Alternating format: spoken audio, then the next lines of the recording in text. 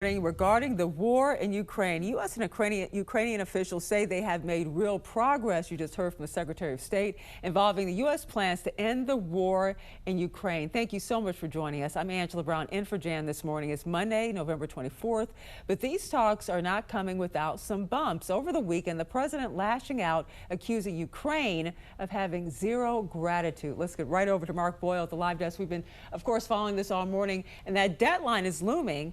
Thursday, I believe, for Ukraine to accept at least some parts of this. That's right. Thursday's the deadline. So the clock is ticking, and there will be ongoing conversations all week this week, Angela, to make sure everything is set in stone as this plan is coming together to try and put an end to the war between Russia and Ukraine.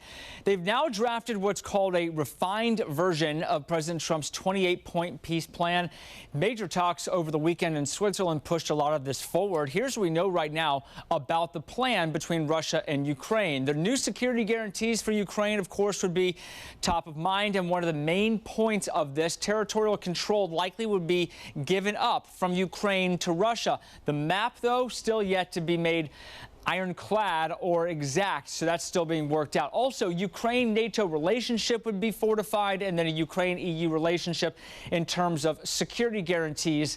For example, if all of this goes through and then Russia goes ahead and bombs Ukraine or attacks Ukraine, the EU, the NATO, United States would all get involved at that point. That's part of this big plan here to make sure Ukraine is safe if the deal goes through. President Trump has set Thursday to be that deadline for Ukraine to accept the deal. Yesterday, Secretary of State Marco Rubio signaled that the deadline is possible. Now, obviously, like any final agreement, they'll have to be agreed upon by the presidents. And there are a couple issues that we need to continue to work on. But I think the report today is that I think today was worthwhile. It was very, very, it is probably the most productive day we have had on this issue. Maybe in the entirety of our engagement, but certainly in a very long time. Rubio did add a possible call between Trump and Zelensky could happen this week, soon.